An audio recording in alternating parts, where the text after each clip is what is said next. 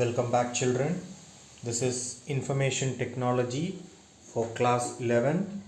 The subject code is 802 and this is your textbook, children, IT tools. Let us move on to the lesson. The contents of this lesson is number 1, fundamental concepts of a computer system. Number 2, characteristics of a computer. Number 3, block diagram of a computer. Number 4, inside the computer. Number 5, components of a computer. Number 6, operating system. Number 7, functions of an operating system. And finally, number 8, types of operating system. But in today's session, I will be dealing the first 4 points, that is fundamental concepts of a computer system, characteristics of a computer, block diagram of a computer, and inside the computer. Now let us move on to the session, children. Here, the fundamental concepts of a computer. Let me list out point wise. Point number 1. A computer is defined as an electronic device which is capable of receiving information, which is otherwise called as data, in a particular form. Now here, data is nothing but the smallest piece of information. What is the smallest piece of information? For example, your name. If I ask you what is your name, you will tell your name, which is a data. Now what is an information? Information is a complete detail of a particular data. For example, in postcard, you will write your name, you will write the address, pin code, state, all these becomes an information. But what is data? As you said, if you are going to give only the name, which is not a complete information.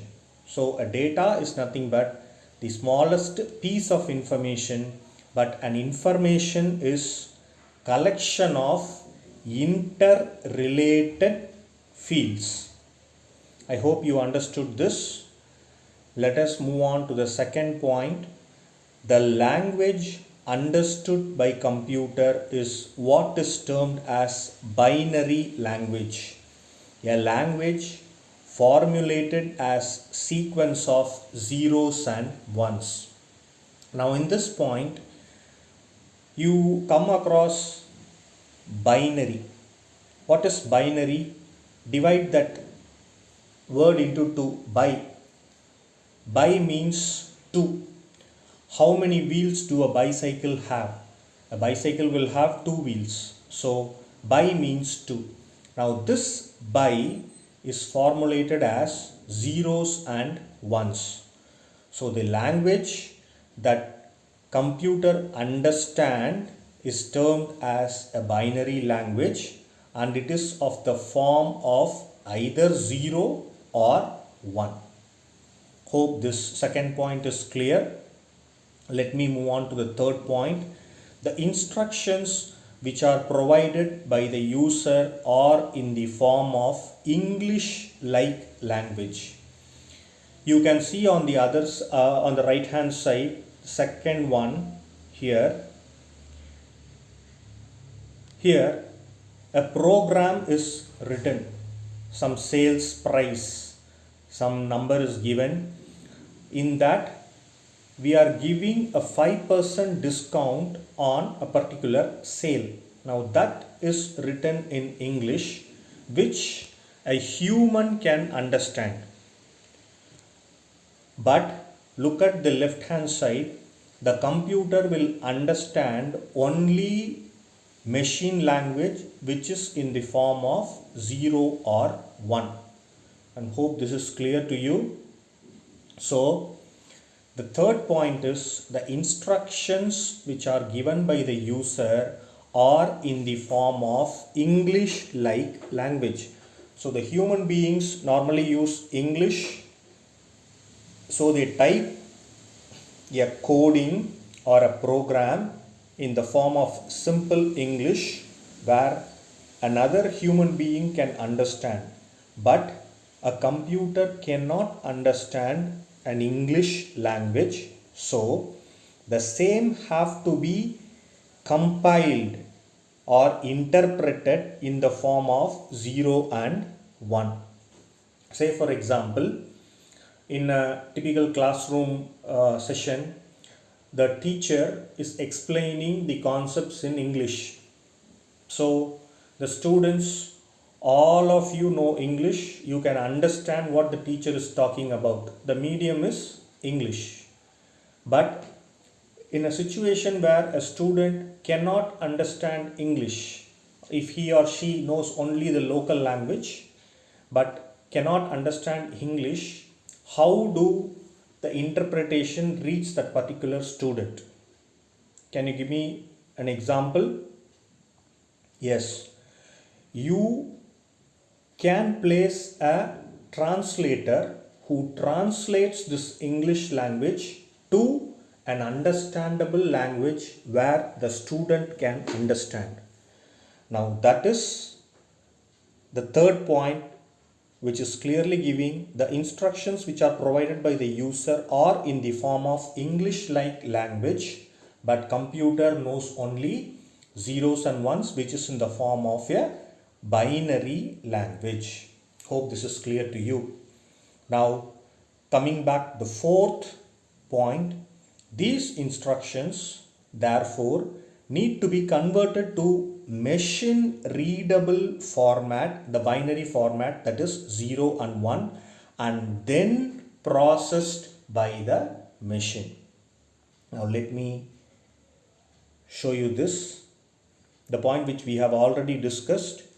On the right hand side, it is given in simple English, but look at the processing time. It is very slow. It is clearly given here. It is very slow. The processing time, can you see the progress bar below processing time is very slow. But look at the left hand side picture. The instructions are given in zeros and ones where the machine can understand, but at the same time the processing time progress bar is much faster than the language that is understood by the human being. Hope this is clear to you. Now let me move on to the last point. All this is achieved by an effective coordination of the components of the computer, broadly classified as hardware and software. Now how do we achieve it?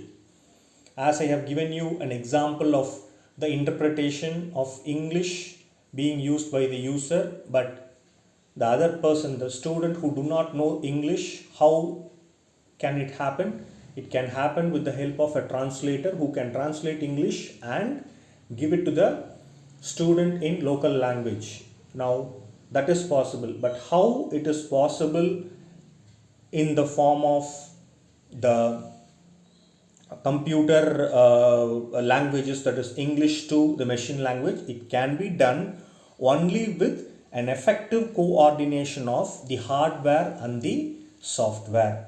Hope this is clear to you. Now,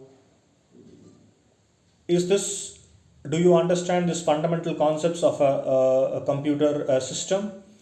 Let me recall it once again. A computer is defined as an electronic device which is capable of receiving data. You understood what is the data. An example is given. Your name is a data, but information is what you write on the postal letter with your name, your complete address with PIN code, state and country as well.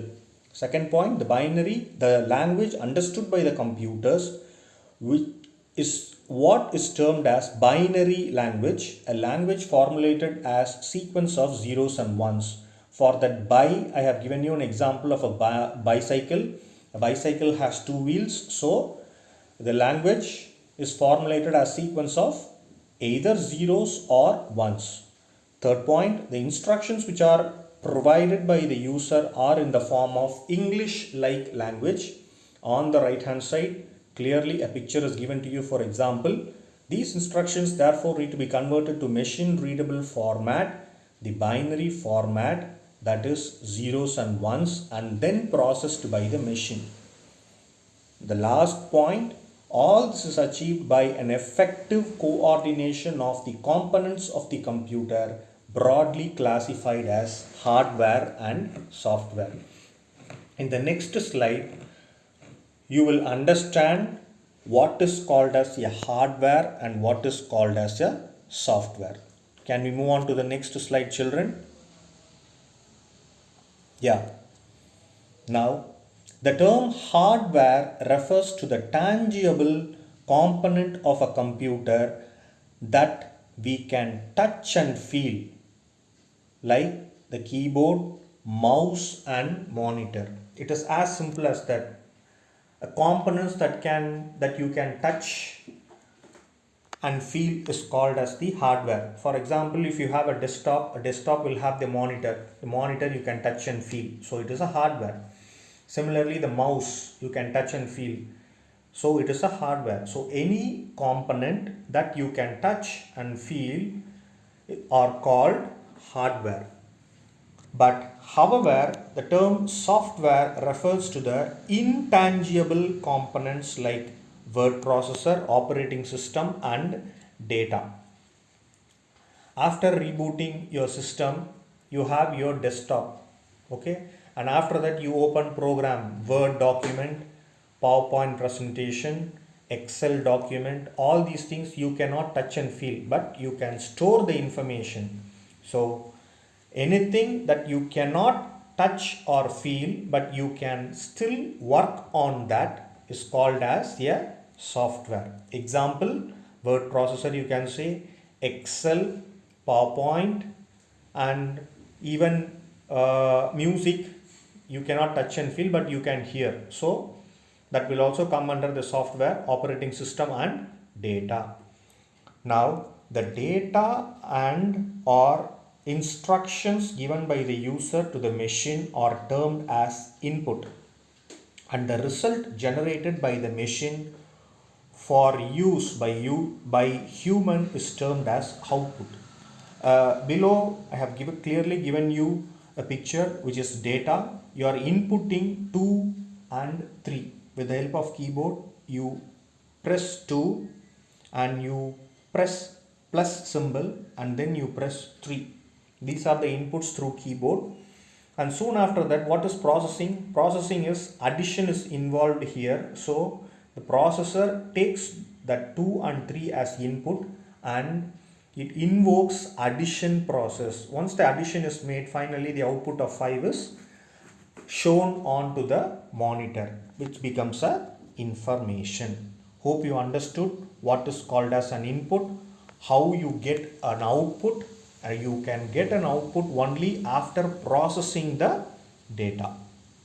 Shall we move on to the next slide, children? Yeah, here. Characteristics of a computer.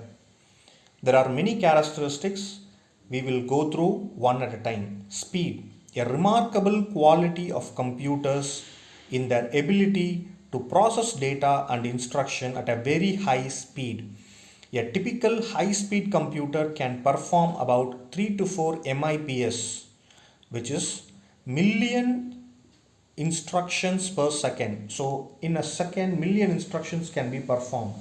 Note that this is different from the speed with which information can be sent to and from a computer, which is normally measured in baud.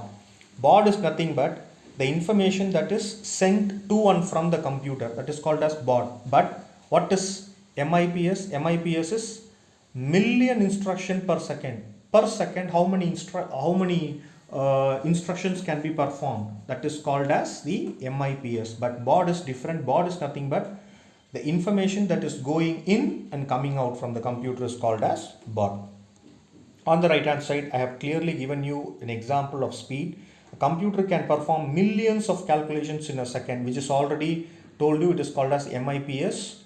And see, a timing is clearly given on the right hand side. So many instructions, millions of instructions are performed per second.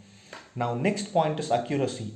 Not only does the machine performs varied jobs with high speed, but also does them with high precision and accuracy. Note that the errors that one may see in output produced by the computer is not because of the machine, but because of either wrong entry of data or wrong instructions given to compute. In computer terminology, this phenomenon is often referred to as GIGO, that is nothing but garbage in, garbage out. Now look at the right hand side, example is very clearly given. Computer works with precision every time, that is how accurate it is. 22 divided by 7, see 3.142857. If you calculate it manually, you may make some mistake, but the accuracy part of it, it is very accurate. Even if you want so many decimal places, for example, if you want a 10 digit decimal places, even that also, that is calculated by the machine in accuracy. So accuracy part, computer is much reliable than a human being. Now third point, memory. One of the notable features of a computer is its memory. Memory is nothing but the brain of the computer. However, the computer's main memory is volatile. That is, it is lost when we switch off the computer. Therefore, computers are provided another form of memory that does not fade away when it is switched off. It is called secondary memory and is available in the form of floppy disk, pen drives, portable hard disks. The meaning of this is very simple. Memory is nothing but the brain. Whatever information that is stored in your brain, if someone is posing you a question, you are going to give the answer. That is the memory. Not only that, the memory is divided into two types here. One is the primary memory. Primary memory is the hard disk, what you store, which is very costly. And the secondary memory is, it is nothing but the externally where you can store it. For example, pen drive. You put it in the pen drive slot, you take some copies of your file and you can restore it later on. That is called as the secondary memory, which is an external part of storing it. Hope you understood these. One is the speed, the second one is the accuracy, the third one is the memory. Do you understand, children? Please go through this for a minute.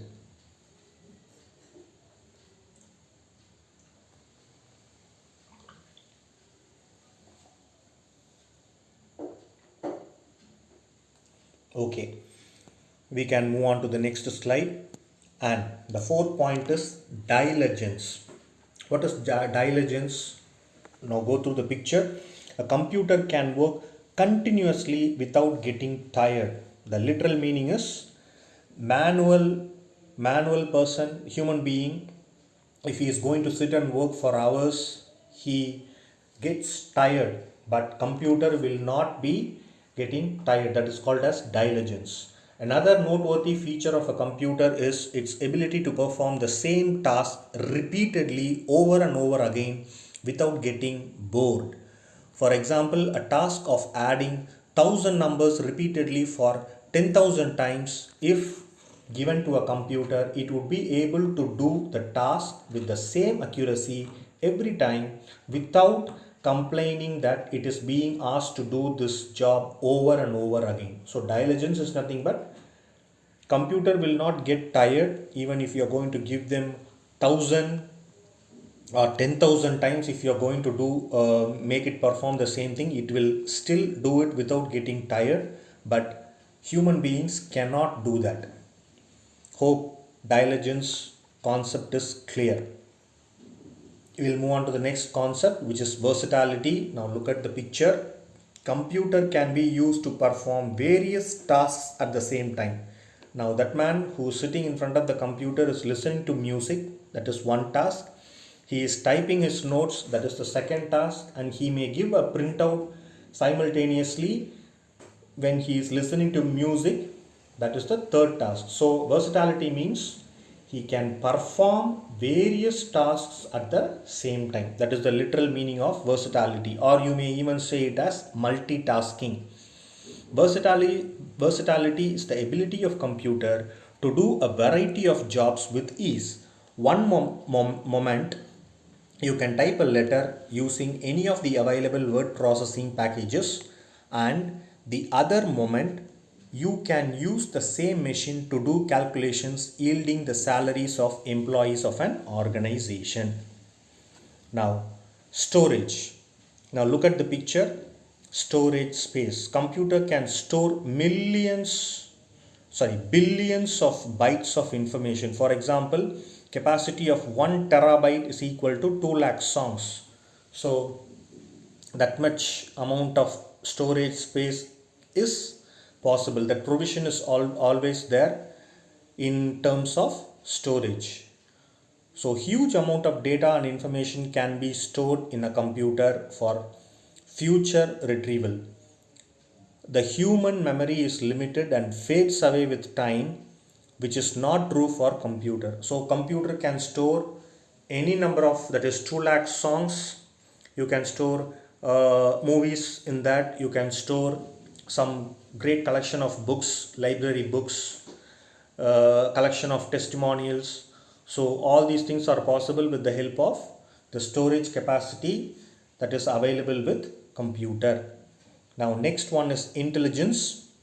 In the early days, although computers possessed striking characteristics, yet a prominent drawback was that they are merely dumb machines which were programmed to perform certain tasks. With the advent of artificial intelligence techniques, we now have machines which can drive a car without a human driver, or play chess against the best player.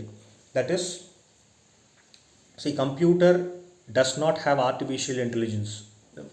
The idea is you give a program.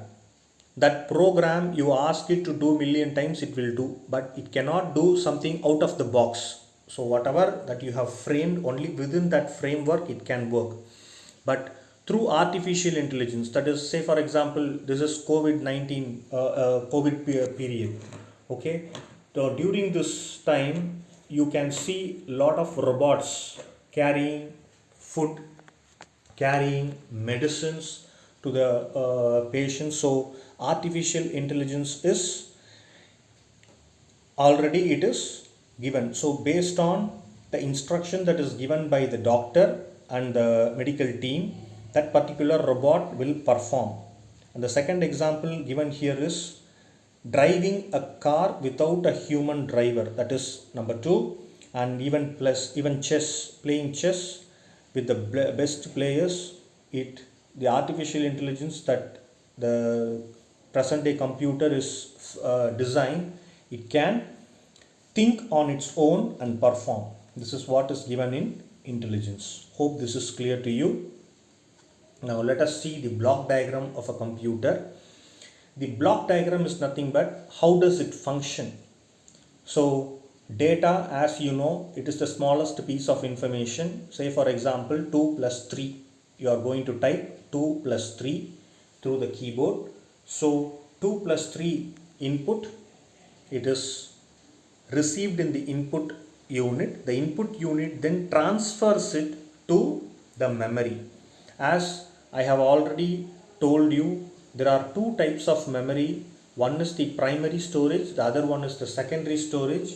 Primary storage is inbuilt, example RAM, okay, which is very fast. And secondary storage is secondary, that is, it is not inbuilt, like pen drive. You can use it externally. For example, external hard disks are available where you can use it externally. Pen drive, external hard disk, CD drive, all these things are part of secondary storage. So as soon as 2 plus 3 is typed, the input unit passes on the those numbers to the primary storage, which is RAM. RAM then transmits it to the central processing unit. As you can see the box below, the central processing unit has a control unit and an arithmetic and logical unit. Now what does this control unit does? Control unit will check whether all the components are connected properly. It will check whether there is a loose contact with the keyboard or mouse or other ports that are available. So control unit basically manages the connection part of all the components that are involved, and immediately the control unit passes on the control to the arithmetic and logical unit. Arithmetic, as you know, addition, multiplication, subtraction and division. This is something to deal with the arithmetics. And what is logic? Logic means either or. For example, A less than B. The logic is you will analyze which one is bigger and which one is smaller.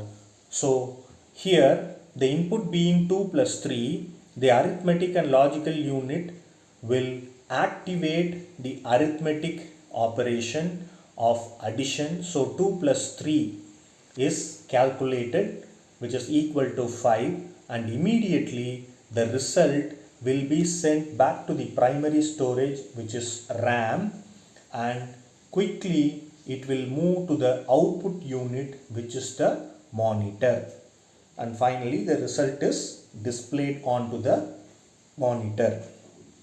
Hope this is clear to you.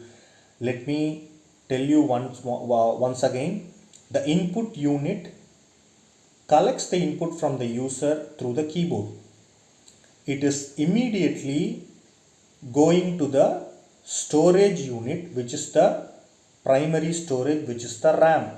It immediately enables the control unit in the central processing unit and activates the arithmetic calculation through arithmetic and logical unit. Now arithmetic, that is addition, is being involved since 2 plus 3 is given. So plus, that addition is activated, and soon after that the result 5 is sent to the RAM, that is the primary storage, and soon after that it is flashing on to the output unit, which is nothing but the monitor. This is the block diagram of a computer. Hope this is clear to you. As I have told you, the primary memory, RAM and ROM, I have clearly given it to you as picture. Secondary memory are nothing but the external hard disk, the DVD drive and magnetic tapes that are available where you can store the information. The secondary memory is that is the external memory. It is not inbuilt, it is external. Even pen drive is external. So secondary memory, you can take pen drive is also an example of the secondary memory. Clearly the theory part is given to you on the left hand side, but understanding is very important. So please understand the logic, understand the concepts, and then you go through it. Here on the right hand side I have given you the logical symbols, and below, as you can see, I am typing 2 plus 2. Recall the previous thing, that is this block diagram. Let me explain this with an example. Here input 2 plus 2 is typed by the user. What are input devices? Keyboard is an input device, mouse is an input device, touch screen, light pen, joystick, all these things are input devices. Now the user is giving 2 plus 2, and immediately the processor will have the arithmetic and logical unit. The arithmetic and logical unit checks whether an arithmetic operation is coming in or a logical thing is coming in. Now in this case it is arithmetic because it is 2 plus 2. If it is A less than B, 2 less than 3, if 2 less than 3 is given, it becomes a logical operator. So processor will checks it whether it is arithmetic is coming or logical activity is coming. In this case it is arithmetic, so it immediately performs the 2 plus 2. Memory, as you know, above I have clearly given you the primary memory or the secondary memory. Primary memory is very fast. RAM and ROM are the example. It gets stored there, and immediately the result, which is 4, is displayed onto the monitor, which is the output device. What are output devices? Example, I have clearly given you the monitor, the speaker and the printer. Now inside the computer, as you can see, this is the desktop, the front view, and behind that, that is the slot that is available. How the parts are inbuilt inside this slot, I will show it to you in the next slide. This is the motherboard. As I have clearly given you, the motherboard is given on the right hand side where it is present inside that computer. I have clearly labeled it. That is for your information. Just go through this. That is the motherboard. RAM, random access memory. What is random access memory? It is the primary memory. It is very fast and it is volatile in nature. What is volatile in nature? It is temporary storage of memory is called as volatile nature. As I have clearly given you the slot, kindly go through this. Exactly in that place RAM is fixed. Now hard disk. Hard disk is clearly given here. The files that you create will be stored here. So C drive is a hard disk. You may store it in D drive, E drive. So all these information that are available in C drive, D drive, E drive, my documents, my pictures will be stored in hard disk. It is very expensive. Kindly go through this. It is an example of hard disk. Let me move to the next slide. Expansion slots. Expansion slots, if you want to add more gadgets, you can add them in that expansion slots. You can remove that and you can add new. If you want to add new printer or any other gadgets, you can add it in the expansion slots. Power supply, that is the main thing. As you can see, the 3 plug, you have to keep it there, plug it in and then switch on the power. It is always recommended to go for a UPS, uninterrupted power supply, because due to power fluctuation your data may get lost. So to avoid that, always go for an uninterrupted power supply, UPS. It will have minimum 20 minutes backup. When the power supply is off, it will give you a beep sound, orange beep sound.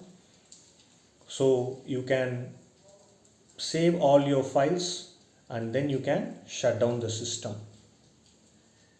Hope this is clear to you. We have come to the end of the session, children. So hope you understood the concepts, and I shall meet you in next class. Thank you.